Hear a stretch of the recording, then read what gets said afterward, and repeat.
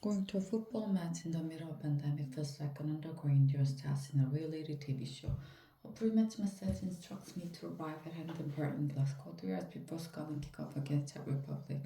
I must wear a mask at all times. I must take in all food from my microbag to plastic bag provided by the stadium, and all the catering allowed will be shot. So no one see burgers or cartons of La Pepsi to keep me going.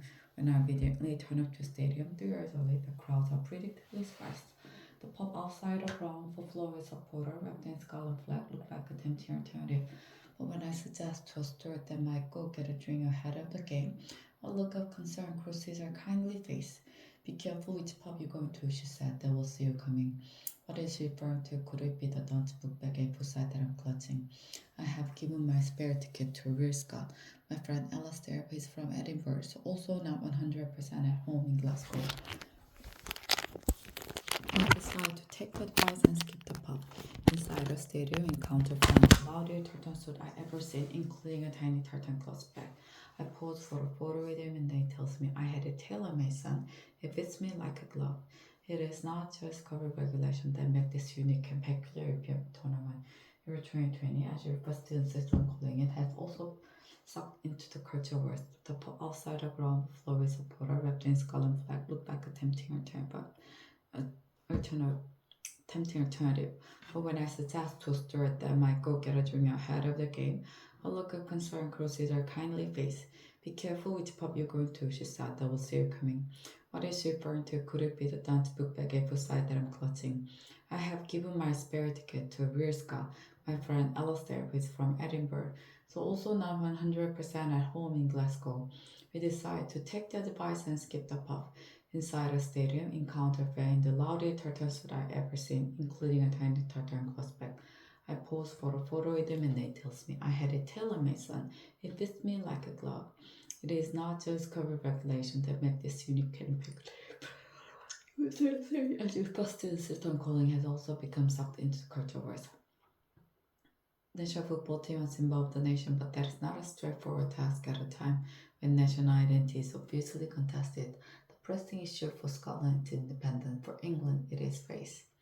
England football team has decided to take the knee before matches as a protest against racism, but each time they do it, they are booed by a significant section of their own supporters. Even the government seems uncertain about how to respond. After hesitating for a while, Boris Johnson Prime Minister condemned the booing and urged fans to get behind the team, but two members of his cabinet, Jacob Rees-Mogg and Priti Patel, defended the protesters, are not expressing racism but condemned the Marxist Black Lives Matter movement. Patel, Britain's Home Secretary, accused the player of indulging in gesture in politics. Players from the England team whose pre-game press conference are normally confined to discussing tactics injured said that the players will be added to real Home Secretary. It would be natural to assume that cabinet ministers are better players than footballers, but the Johnson government has reason to be aware of the clashing with the England team. Last year, it went down to an unanimous defeat when it took a market search for overextension for school meal football families. The Manchester United and England Force mobilized a million skins behind the petition and forced the Johnson government to change tack. The 22-year-old was for preparation for Euro 2020, defended the protester and expressed racism but condemned the Marxists of Black Lives Matter. But the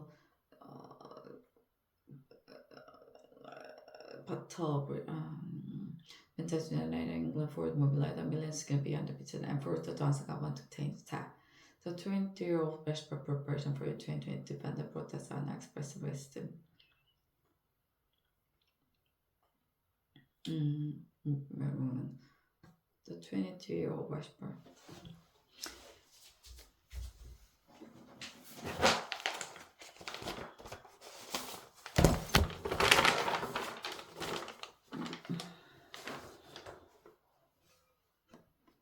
The preparation for U20 included a Zoom call with Barack Obama, while plenty of tourists are prepared to grumble about the work in restaurant over the extension of free school meal for poor family. But plenty of tourists are prepared with Barack Obama, while plenty of tourists are prepared to grumble about the work in restaurant. None are willing to take him in public. The culture wars of football are not just happening in Britain. The multiracial Belgian team took the knee Russia ahead of their opening day. They were also booed by the crowd. The Russians also protested against Marxism.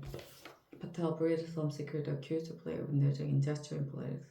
The cultural wars of football are not just happening in Britain. When the multiracial Belgian team took the knee in Russia ahead of their opening game in the tournament, they were also booed by the crowd. Doubtless the Russians also protesting against Marxism.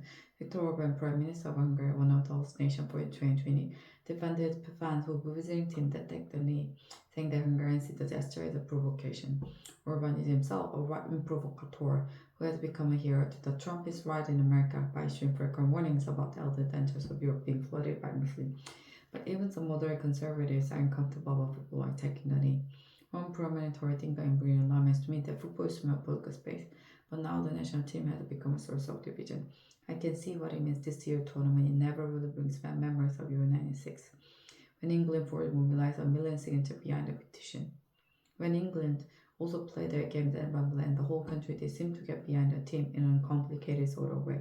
Back then, packed the stadium, all joined in the singing of the Alliance footballs coming on. Now stadiums are largely empty and some of the home crowds aren't actually being the place.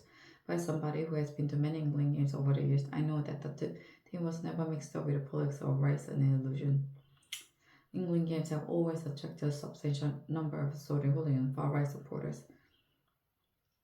And far-right supporters who trademark Chinese no surrender to the RFA at the last European Football Championship in France in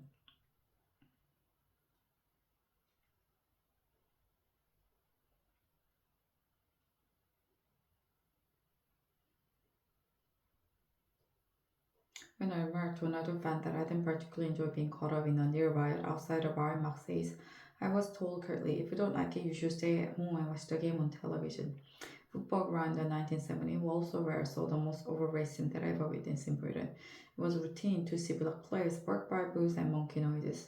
The football authorities and commentators were silent about this for many years. So if the current national side told them want to make a statement about racism, it is hard to accuse them of bringing plugs into the political space. The politics, particularly the racial politics, have always been there. The identity issues are rather different for Scotland. Euro 2020 comes as the Scottish government is ramping up demand for a second independent referendum. This is the first major international tournament the team has qualified for since 1998, nearly fitting the narrative of national revival. Arriving in Scotland for the first game of the tournament, I find the local paper full of optimism. In recognition of the enormity of the occasion, the Scottish government has even allowed schools that lesson to allow the kids to watch the game against text lives. As a visiting English fan, I wonder how I feel about all this. I grew up supporting Scotland in big international tournament. I had little option since England failed to qualify for the World Cup 1974 and 1978. But British identity was less complicated back then. The anthem player for the Scotland side that lined up to play Brazil in 1974 was God Save the Queen, although two recording did not show the Scottish player looking particularly delighted. Today, the crowd and team will be belting out Flower Scotland with the stern word that we can still rise and beat the nation again. When Scotland qualified for the World Cup in 1974, there were more than 9,000 people inside Hampden, but today, thanks to COVID, to little over 9,000. Apart from the joyous return to the big time that has been advertised, it feels pretty black and lonely in the stand.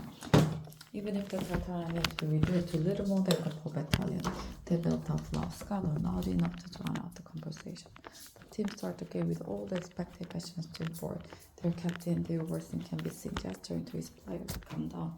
The text score and the race of the outfit.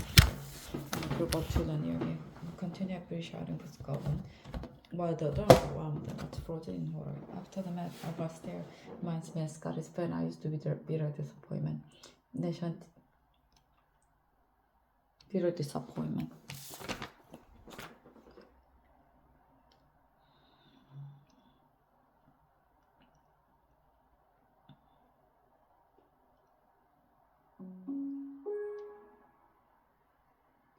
Making the national football team a single nation is double-edged sword.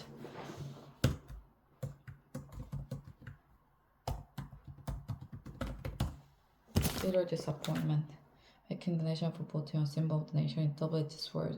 We imagine them scoring wonderful goals and celebrating the fan, but what if your goalkeeper into a floundering flag on his back and tangled up in the net? Euro 2020 has already delivered humbling setback for two football-mad populations. Urban gave permission for a capacity crowd to attend Hungary's opening game in Budapest against Portugal, only to see the national side lose 3-0. Recep Tayyip Erdogan, President of Turkey,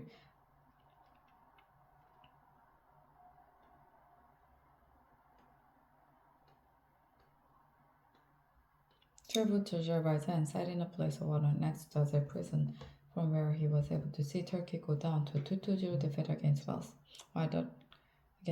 England fans also have a habit disappointing their most ardent fan. The side often portrays as embodiment of what we like to believe are national characteristics. Courage, calmness under pressure. In fact, as a recent piece to by Joanna Leo in The Guardian pointed out, 이렇게 holding it in a tournament. The numbers seem to suggest they might even be battlers. And that all has the Italian. The French and Italians are much better at holding their nerve when they take a lead.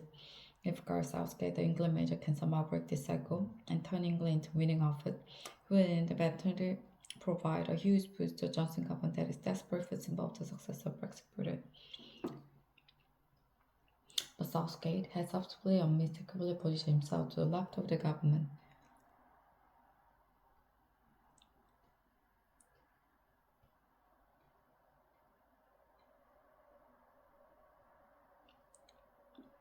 On taking the knee, he leads a multiracial team and has frequently defended the right to make statement on subjects other than football. It has become accepted in Britain that culture wars always work better for the right than the left, but football may be an exception. A poll taken across Europe before your training showed 50% of English football fans supported taking the knee, with 39% opposed. If the England team keeps winning, the number in favor may rise along with the team's popularity. But once the right may find itself on the wrong end of culture war for the duration of Euro 2020, I will care much less about who wins the culture war than who wins the tournament. The numbers seem to suggest. The World Cup in Euro 2020 began with a deflating defeat. The England team disappointed their fans almost as reliably as the Scots, just slightly later in the day. On the other hand, this is a real tournament. It is taking place in the middle of pandemic. The stadiums are quarter full, and England are playing half this league. I am allowing myself to for the weirdest outcome of the lot, an England victory.